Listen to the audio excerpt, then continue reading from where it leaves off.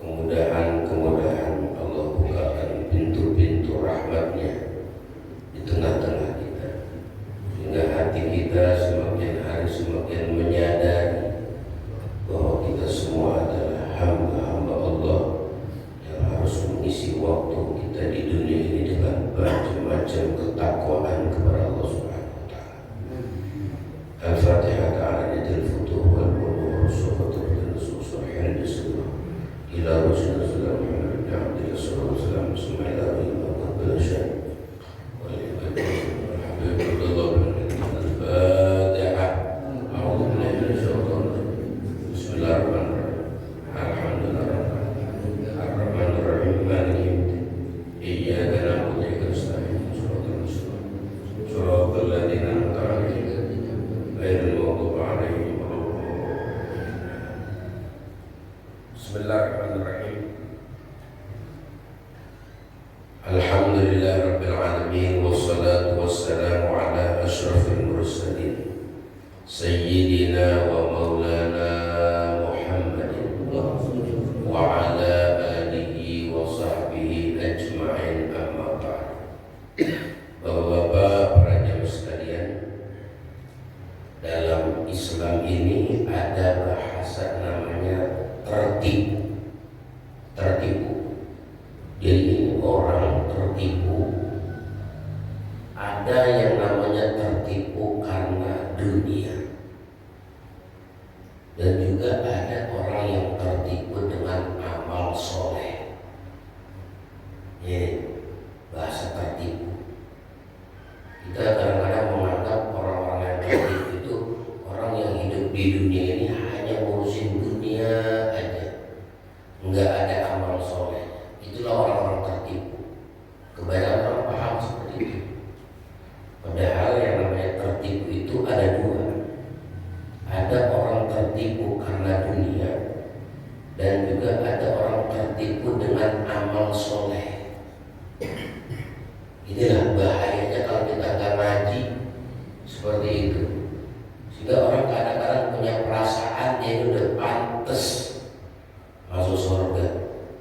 Dia punya perasaan diri udah soleh gitu.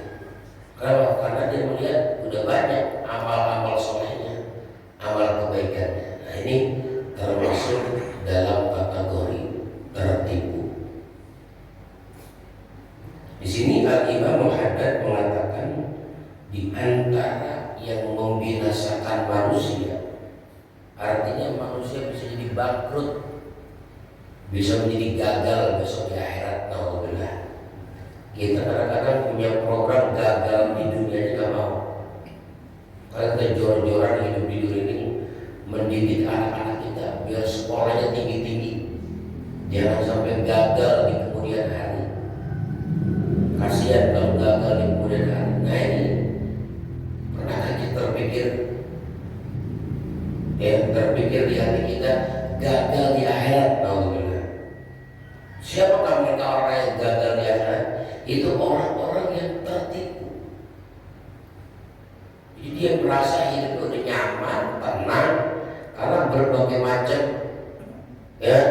fasilitas sudah mereka punya, mereka miliki.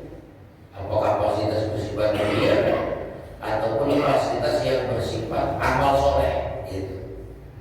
Nah ini kita harus bangkit ini, biar kita punya sifat al-insaf.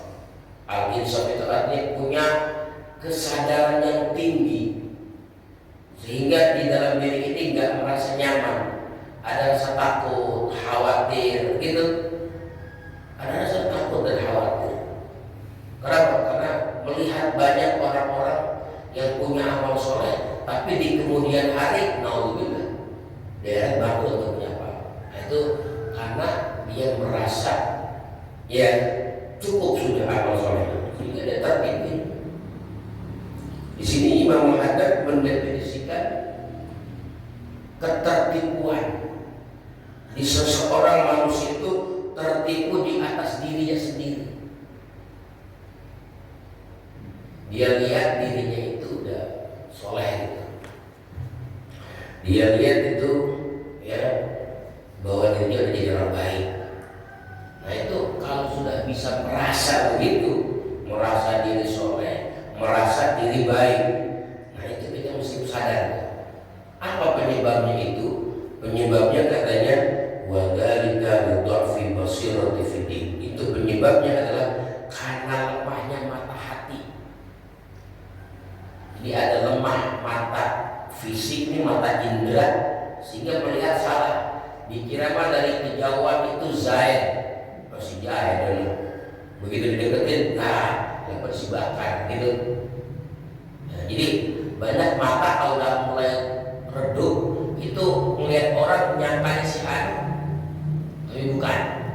Atau nyangkanya dari kejauhan orang pas deketin lah berkuda itu ada mata indera yang redup. Nah ini yang lebih parah lagi mata hati yang katarak.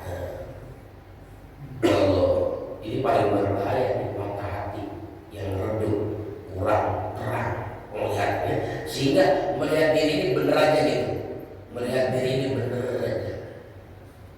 Sampai-sampai orang kalau mata hatinya lemah, mata hatinya redup, diantaranya kalau sedang melihat musibah kayak di Cianjur, ya dia langsung memberikan vonis. Wajarlah orang Cianjur dapat gempa gitu, karena banyak dosa mereka, banyak salah. Jadi seolah-olah tuh gitu, dia dirinya benar aja. Orang kalau mata hatinya terbuka, dia ngeliat musibah begitu langsung dia lariin apa dia?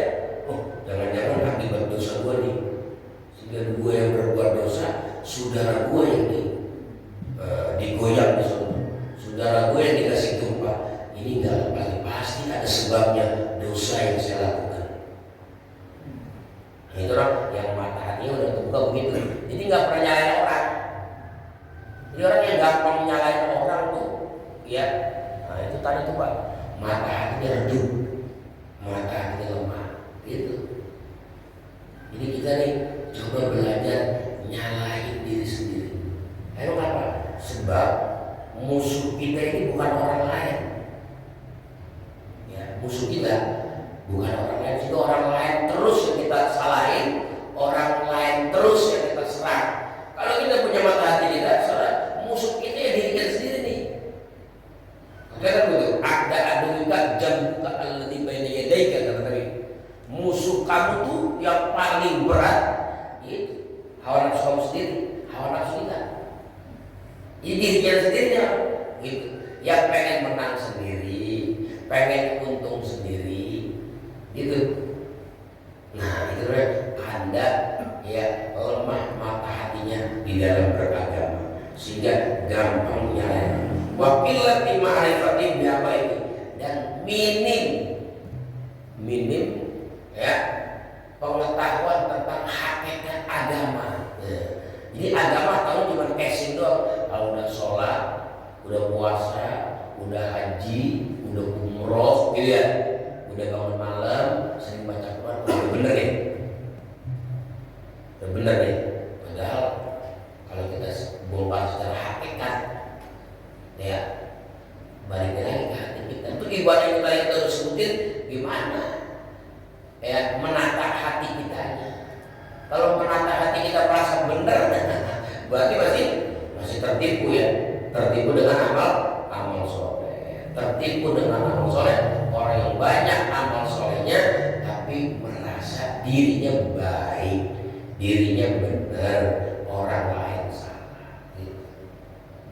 Ini bentuk ketertipuan. Kalau kita kan biasanya orang tertipu itu misalnya orang yang hidupnya dunia, pagi pulang sore, nggak sempat sholat ke masjid berjamaah, nggak sempat ngumpul-ngumpul sama teman di pengajian.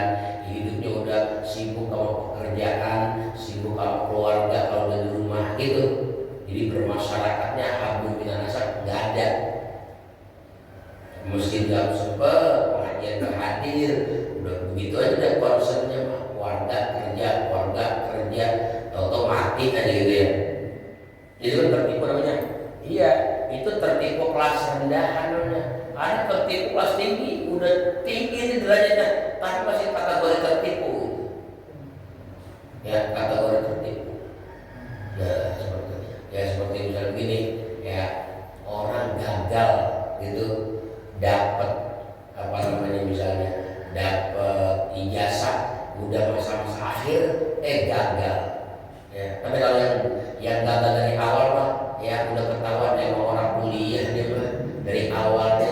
begitu dari awalnya nggak kuliah, udah ketahuan tuh mah, misalnya kegagalan dalam belajar misalnya.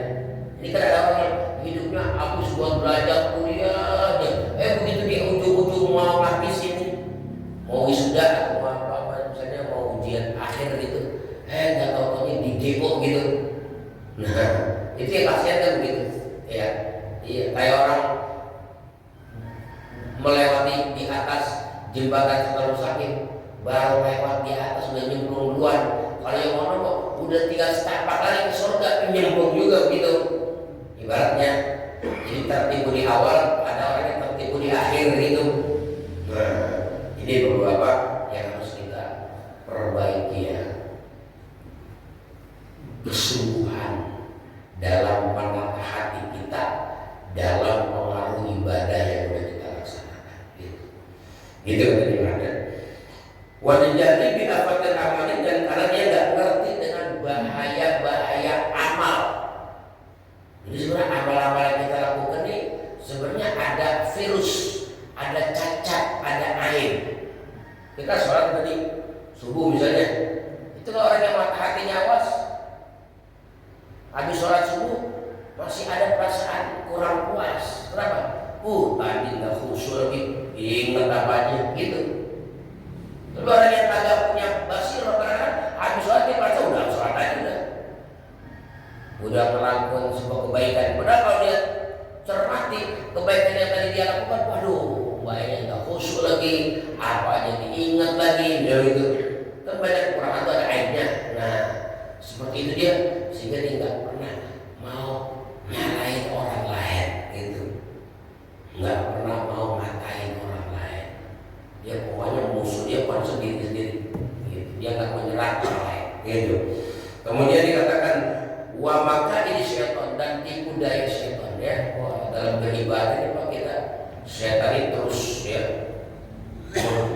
memberikan gangguan kepada kita, biar ibadah kita konsen badannya doang, hatinya nggak konsen. Itu tipu daya syaitan seperti itu. Alladzi yuwaswisu fi sudurin nas. Kemudian selanjutnya wadabat hawa nafsu alaihi, dan memang karena menangnya hawa nafsu, ibadah tapi tetap aja masih hawa nafsu yang diperturutkan. Makanya dalam Al-Quran Allah mengingatkan kepada hamba-hambanya dari ketertipuan ya. Allah bilang ya ayyuhan nasu inna wa'dallahi haqqun. Hai manusia, sesungguhnya janji Allah itu benar. Jangan ragu-ragu lagi nih kita. Kalau mau berbuat amal soleh, berbuat amal kebaikan, Allah pasti balas.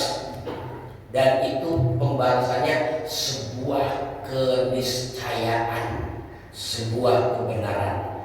Pokoknya kita kalau berbuat baik, udah beramal aja dengan pakai pertimbangan. Atau kalau berbuat orang bakal begini ya, orang bakal begini nggak ya. Kalau masih pikirannya orang ibadah ya, berarti belum tertuju ibadah kepada Allah. Jadi kita kalau beribadah beramal aja. Apalagi kalau bisa kita punya amal itu beberapa, ada amal yang kita sembunyiin. Nah, ini amal yang kita sembunyiin, ini amal yang kita pintu itu terbuka menuju Allah. Iya, sebab amal ibadah itu banyak justru pintu menuju Allah terkunci. Karena ibadah pengennya yang ketahuan orang aja. Kalau lagi nggak ketahuan orang mah amal ibadahnya kagak semoga gitu ya. Nah, jadi kita harus punya amalan yang tersembunyi. Amalan yang tersembunyi itu amalan yang kagak pernah diketahui orang, nggak pernah kita omongin, nggak pernah kita bicarakan. Itu namanya amal yang tersembunyi. Harus punya nih. Apakah sholat malam misalnya gitu ya? Apakah bentuknya sedekah? Sedekah tersembunyi gimana? Ya sedekah tersembunyi itu sedekah yang nggak ketahuan sama orang. Jangankan orang, kadang-kadang yang nerimanya nggak tahu gitu. Ya, yang nerimanya nggak tahu. Disuruh gitu. Saya pernah cerita ya, kalau pernah cerita Mbah Hamid Pasuruan ya. Mbah Hamid Pasuruan pernah bongkar kewalian seseorang. Tapi setelah meninggal dunia, kewalian seseorang dibongkar. Dulu di Kudus Pak, ada ini apa namanya ya, seorang pengusaha rokok. Rokoknya namanya mereknya Jambul. Rokok Jambul di Kudus. Nah ini yang punya namanya Haji Ma'ruf. Haji Ma'ruf punya keistimewaan dia, orang kaya, tapi ternyata wali. Emang wali itu susah dikenal ya? Ngenalin wali itu susah. Gampangnya juga kita nggak kenalin Allah. Dan kalau Allah kita kenal gampang banget. Asal mau belajar sifat 20, baik kita sebutin atau sifat 20. Karena Allah gitu ya. Berarti selain yang punya sifat 20 kalau bukan gitu. Tapi kalau kenal wali ada susah itu wali. Makanya jangan suka nyepelin orang, ngeremehin orang. Ya, jangan pernah. Kenapa? Takutnya orang yang kita remehin itu ternyata orang yang bernilai di hadapan Allah gitu. Kalau kita udah ngeremehin kan kita susah munajatnya, susah nanya kita, wah repot nih, susahnya kita dekat sama Allah itu susah kan? Susah apa? Ya karena kita punya masalah pernah ngeremehin orang yang orang itu ternyata agung di sisi Allah, begitu. Jadi kita harus hati-hati ya. Di banyak nih para wali kadang-kadang menutup dirinya dengan hartanya. Yang kita tahu tuh dia orang kaya raya gitu. Padahal ternyata wali. Kayak di Ma'ruf orang kaya, orang punya perusahaan rokok ya. Tapi setiap bulan dia ngirimin wesel. Zaman dulu ada wesel ya. Ngirimin duit pakai wesel. Kalau sekarang mau pakai ATM, ketahuan orang ketika ya kalau pakai ATM kita udah transfer ya, ketahuan apa kita bilangin ya. Iya. Boleh kita bilang kalau aku kan transfer, oh iya, minta nomor ini dan nomor rekening. Nah, ketahuan kita ya, ketahuan nomor rekening kita minta gitu. Kalau itu kan nggak pakai wesel, jadi itu kiai di daerah Kudus di Parak yang punya pesantren itu pakai Ma'ruf, Haji Ma'ruf dikirimin wesel. Sebulan ada 100.000 zaman dulu ya, tahun berapa tuh? Tahun 70-an ya. Tahun 70 80 lah. 100.000 gede dulu, 100.000 kayak cepet. Tapi kalau orang sejuta kan. Itu ada sekitar 15 atau 20 kiai pesantren. Itu kiai kalau pada kumpul utama suka pada curhat ya aneh dah apa. Itu tiap bulan suka aja ngirimin duit dari kantor pos wesel. Siapa itu ngirimin siapa ya mas? Kiai curhat itu. Kata dia, lah sama saya juga gitu. Lah saya kira saya doang. Lah sama saya juga. Ada banyak yang ingin terima. Siapa ya? Tahu itu.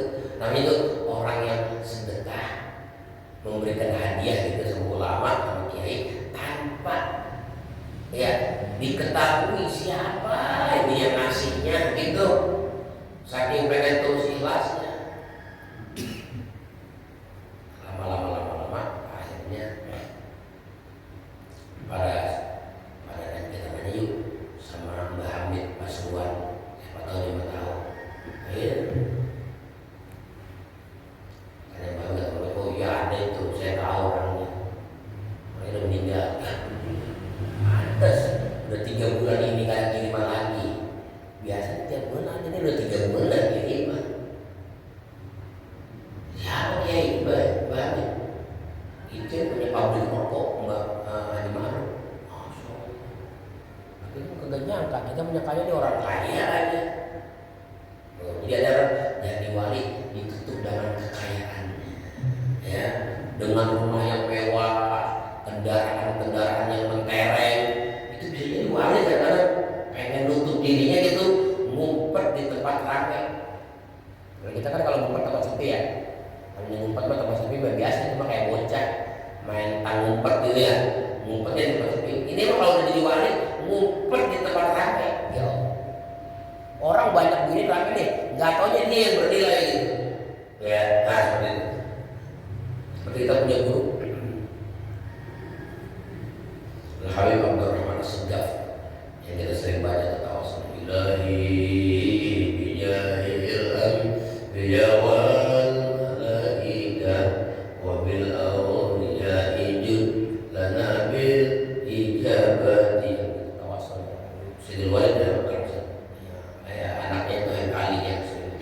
ya, kamu rawat alim itu sebenarnya itu figur seorang yang tersembunyi gitu.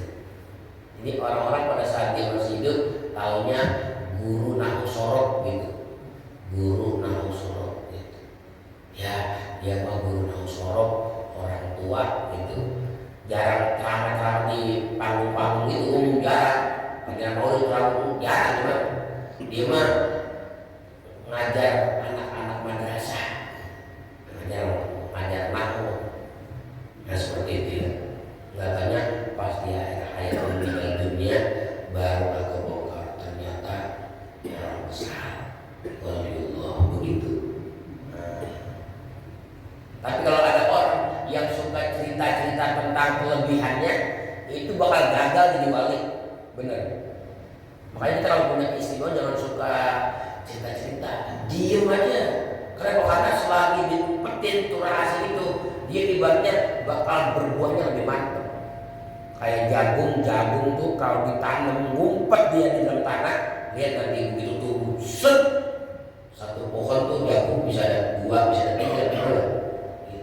Tapi kalau jagungnya ditaruh di pinggir sumur, memang sih kelihatan tuh ya. Kalau kena air sumur mulu, cepat buahnya tuh. Siram air mulu, di luar tanah gitu. Ya dan di dalam tanah ditanam. Tetapi kan buahnya kagak ada buahnya, cuma menang seger doang itu udah mau jagung gede banget. Ada buahnya kagak ada. Emang apa? Ya kagak ditanam gitu.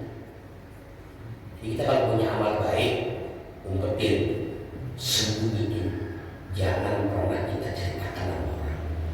Jangan pakai kita sok-sokan bantuin malaikat gitu.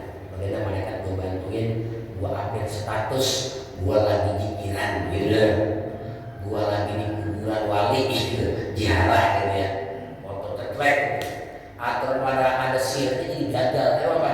Tujuannya biar orang tahu gue lagi ziarah wali atau orang lain tahu, supaya kenapa? Supaya gue dikata orang baik gitu. Nah itu diantaranya orang-orang yang tertipu dengan amal soleh. Dulu ada cerita ya, Habib Munzir yang cerita. Habib Munzir pernah cerita tentang keutamaan sedekah ngumpet-ngumpet.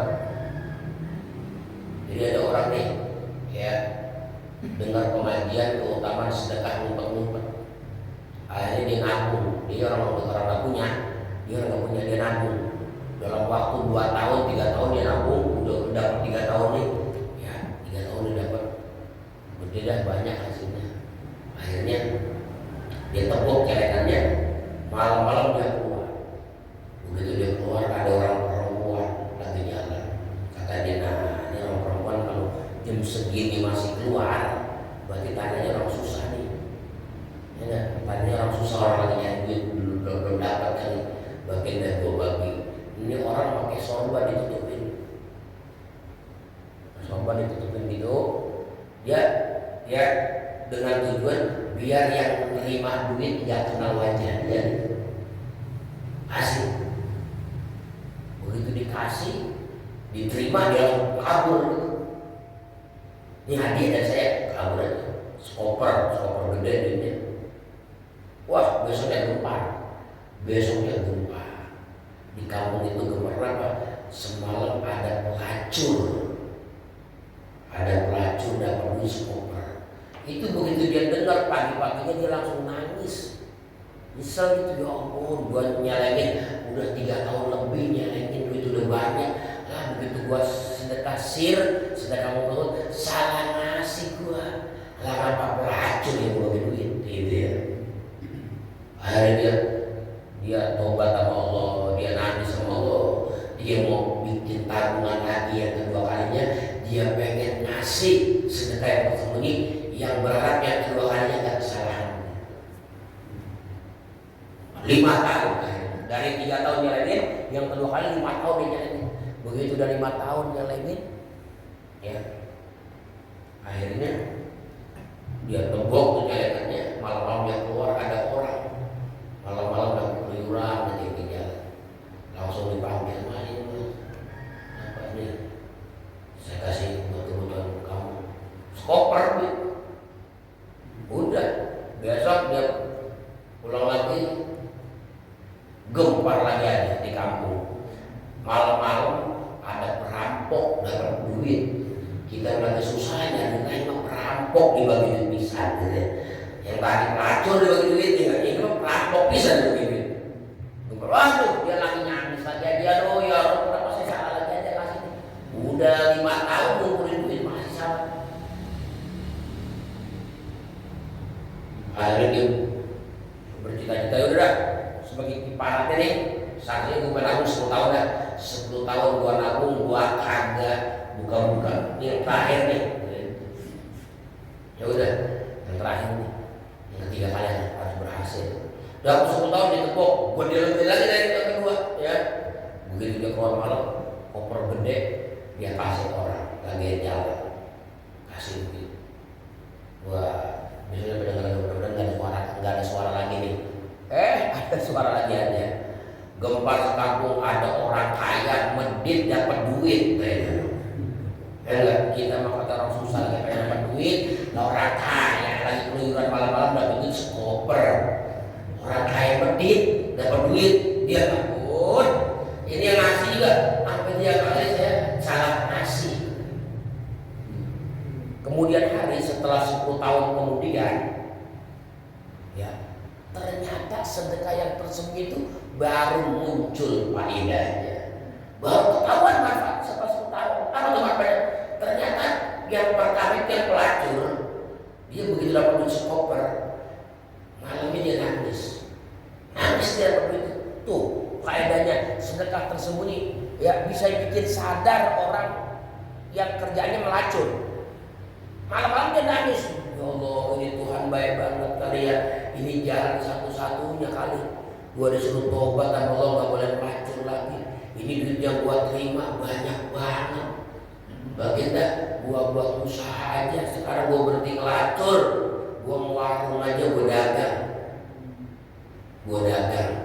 Ntar hasilnya anak-anak gua pesan training. Pelacur mungkin dulunya ngaji apa ya, bisa bikin mau nyari anak. Baru dia pikir anak kalau pengen bener mah cuma satu sih, juga pesantren gitu. Kayak kemarin di Habib Jindan ada pimpinan dari pesantren Lirboyo Jawa Timur, ya, Kiai Anwar Mansur. Dia bilang mungkin itu di tengah-tengah, bapak-bapak semua jamaah, saya mau bilang, sebaik-baik anak ini yang kita punya, anak yang kita taruh di pesantren, itu aja lebihnya enggak. Itu omongan dasar buat kiai, pendek, singkat, simpel, tapi dalam makanya gitu. Nah ini si pelacur ini anaknya di pesantren, ada 7 anaknya di pesantren semua, pulang jadi ulama semua. Itu di kampung Gempar. Nggak disangka ya itu pelacur, tobat dia pas dapat koper, duit koper, tobat. Anak ini pesantren dari hasil usaha itu. Sekarang 78 jadi kiai semua, yang udah waksono, hebat juga tuh. Siapa itu yang ngasih duit? Malaikat kali ya, begitu. Baru dia tahu jawabnya, Allah, ternyata yang dulu kesalahan ada benernya. Gitu dibilang. Orang kalau amalnya tulus begitu Pak, amal ada ruhnya begitu tuh, punya dampaknya besar, sampai nyiptain kiai lahir daripada pelacur begitu. Ya Allah, terus sedekah sir, sedekah yang tersembunyi. Yang kedua, perampok dapat duit, ya kan? Perampok dapat duit. Ternyata perampok juga sama, nangis juga dia. Jadi apa itu manfaat sedekahnya bukan dari pemberi sampai penerima. Kalau yang ngasihnya tulus ikhlas, yang menerimanya jadi benar. Perampok itu berhenti. Sehingga dia berhenti dari perampoknya, ya, dia usaha, dia bisnis, sehingga dia tinggalin itu kebiasaan perampok. Jadi orang baik, pengusaha besar yang sering pinjam orang, membantu orang, peduli sama keadaan orang-orang miskin dan orang-orang kesusahan, gitu. Sampai jadi omongan di kampung, nggak santai ya. Itu perampok dulu, masya Allah, kerja nyolong dulu. Orang mulai ada barang di depan rumah, orang rumah gitu ya, hilang dah. Wah, dia begitu dapat duit dadakan, bener siapa itu kasih, malaikat kali gitu. Yang terakhir, orang kaya yang bening juga sama, dapat duit nangis malam-malam. Padahal mau gue duit gue banyak, gue kagak pernah sedekah, bantu-bantu kebaikan gak pernah. Ini tiba-tiba kok ada kayak malaikat ngasih gue duit, gue nggak pernah apa ini ya? Tandanya gue disuruh sedekah kali, dia berhenti dari pelitnya, dia sedekah, dia infak. Orang kamu udah ngomongin dulu dia orang kaya gede banget itu, begitu dapat sekoper dia sadar duit malaikat kali gitu ya. Nah ini Pak, rahasia faidah manfaat amal yang disembunyikan ya. Jadi Bapak, amal sering diperlihatkan, amal sering dipertontonkan, itu biasanya menimbulkan sebuah gurur namanya, ketertipuan nantinya di kemudian hari. Apakah merasa diri udah banyak amal solehnya, udah banyak bantu masjidnya, masih di mana-mana gue bikin, gue kerjain suatu masjid, ya dari masjid umum kayak di rest area, sampai masjid khusus di kampung-kampung ke pasar. Tapi nggak membuahkan hasil apa-apa buat hatinya, malah makin sombong lah misalnya, udah merasa amalnya tertipu namanya. Ya, orang tertipu. Atau orang tua masih durhaka aja, padahal ya Allah kerjaan puasanya rajin banget, ikut manakib, ikut zikir torikot, tapi orang tua ya Allah masih melawan aja. Nah ini namanya ketertipuan. Karena setiap amal ibadah itu punya dampak baik di kemudian hari, sebenarnya seperti itu. Makanya Allah katakan, hei manusia, sungguh janji Allah itu benar. Jadi mari kita tepati janji Allah, kita laksanakan perintah Allah. Kenapa? Karena bakal ada buahnya. Faman ya'mal mithqala dzarratin khairan yarah wa man ya'mal mithqala dzarratin syarran yarah. Kemudian apa kata? Kemudian Allah berfirman, "Fala taghurrannakumul hayatud dunya." Jangan tertipu sama kehidupan dunia. Jadi target kita akhirat. Kadang-kadang orang kalau udah jadi orang kaya, dunia udah melimpah, udah merasa cukup hidup, kagak mau persiapan buat ngadepin akhirat. Ini namanya orang tertipu. Udah merasa banyak uang, banyak anak, udah dah, selesai udah. Kenapa? Udah berhasil katanya. Padahal dia nggak pikirin besok di akhirat gimana, punya bekal apa kagak. Mau jadi orang kaya, udah kagak kenal masjid, nggak kenal musola, nggak kenal pengajian, nggak kenal orang soleh, hidupnya udah cukup aja dengan kekayaan begitu. Padahal kekayaan yang dia punya ternyata sebuah ketertipuan. Kenapa? Ya besok gagal ya akhirat, orang jadi orang apa-apa. Kayak orang gali sumur, orang gali sumur kan tujuannya dapetin air, pengen nyari air. Begitu dia lagi gali sumur, tiba-tiba dia di tengah perjalanan gali sumurnya, ya dapetin batu bata. Baru ada batu bata ini, lumayan gede lagi nih, segede bola bekel, bisa dipecah 3 ini. Lihat jalan gitu. Udah dah ini bola bekel. Akhirnya orang dilanjutin gali sumurnya. Ya, orang dilanjutin kan gagal dapat air. Coba kalau dapat air, karena sumber kehidupan air mah. Apa artinya punya batu bata kalau punya air? Jangankan batu bata, punya emas Pak. Di akhir zaman nanti nih, sumber kekayaan alam semua akan diobral habis sama Allah. Gali tanah ada emas, gali tanah ada emas. Nanti suatu saat begitu. Tapi lama kelamaan air surut, air kering. Ya Allah, mendingan mana coba punya emas bergram-gram di lemari, tapi air di rumah orang ada. Air nggak ada. Rumah saya kering, rumah saya kering, rumah saya kering. Sekampung rawat kering, lama-lama sekelurahan Pondok Pucung kering, sepondok Karen kering, setangsel kering nggak ada air, sebanten kering nggak ada air. Coba bayangin, emas mah bergeram-geram, air orang punya. Yang sekarang air masih murah ya, kita air apa tuh? Air yang ukuran gelas aqua gope. Besok mah kita tuker sama 100 gram, 500 gram emas. Orang laku emas. Bapak minta air segelas itu, saya tuker. Wah kagak lah, saya juga punya emas mah ngapain? Air saja butuh. pada jungkir pada zaman pada matinya pada jungkir semua ada mati pada nyungsem. Kenapa? Emas banyak, air orang punya. Orang ketipu begitu kan. Dunia punya ibaratnya ya, tapi orang punya akhirat besok. Ya Allah, mudah-mudahan Allah selamatin kita semua. Jangan ya Pak, jangan ya Allah selamatin kita mudah-mudahan. Banyak orang terpedaya gitu hidupnya, kalau udah merasa punya dunia udah anteng aja. Dia orang pikirin nasib besok di akhirat punya surga apa kagak, selamat apa kagak, pikiran begitu.